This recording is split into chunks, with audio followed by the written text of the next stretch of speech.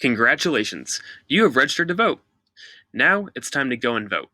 In this video, we will be covering what you need to know in order to go and cast your ballot in an election here in Texas.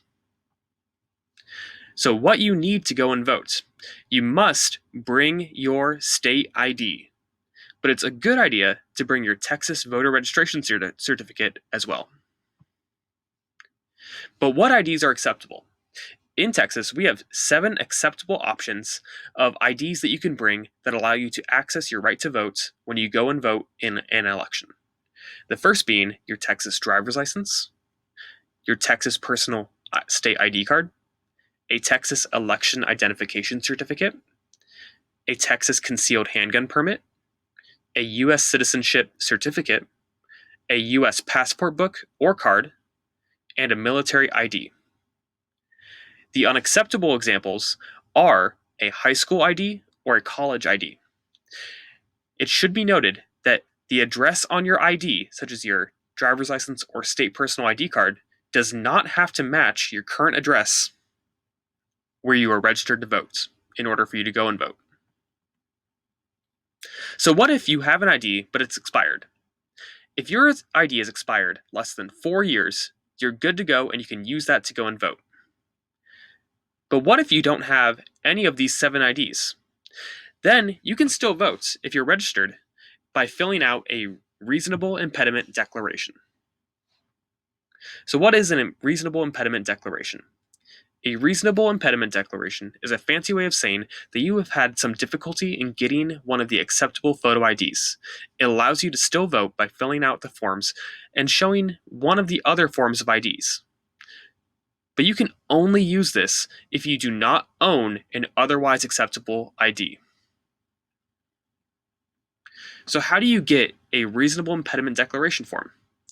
When you go and vote and you do not have an ID, you can ask a poll worker, one of the workers working at your election station, for a form. Since this is not a common form, don't be surprised if it takes a moment for the poll worker to get you what you need. Remember, you have a right to ask for this if needed. It might just take a moment.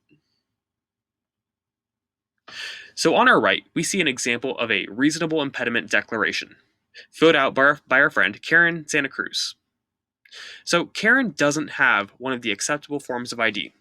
She registered to vote at school, but she hasn't been able to go get an ID because her school schedule is during the office's open hours.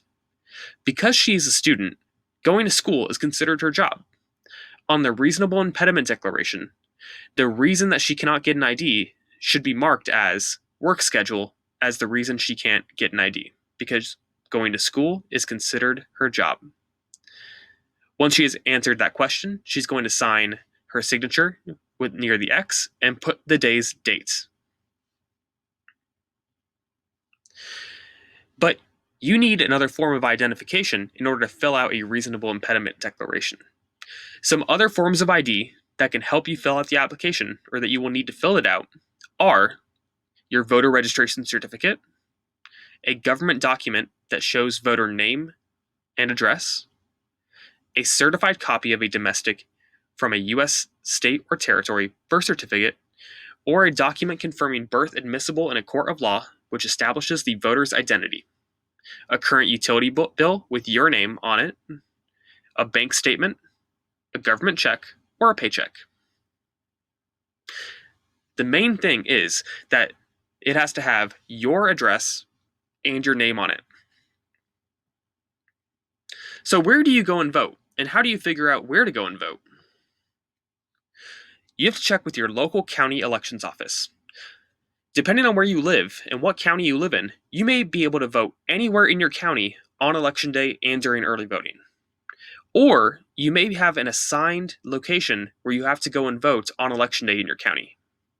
Visit your local county website or do an online search of polling locations for election day in blank. So for an example, if you live in Dallas County, you can go to the Dallas County Elections Department website, and you can find your Election Day Vote Center Finder to find the closest or most convenient location to you. Now that we've covered where you can vote, we can cover when you can vote. So there are only certain days that you can vote during an election, either during early voting, which is the 10-day period before Election Day, and on Election Day. But polling places aren't open 24 hours a day, 7 days a week. You have to check and see what time they're open in your local community. A sample voting schedule could be during early voting, Monday through Saturday, 8 a.m. to 5 p.m., and Sundays from 1 p.m. to 6 p.m., and on Election Day, 7 a.m. to 7 p.m.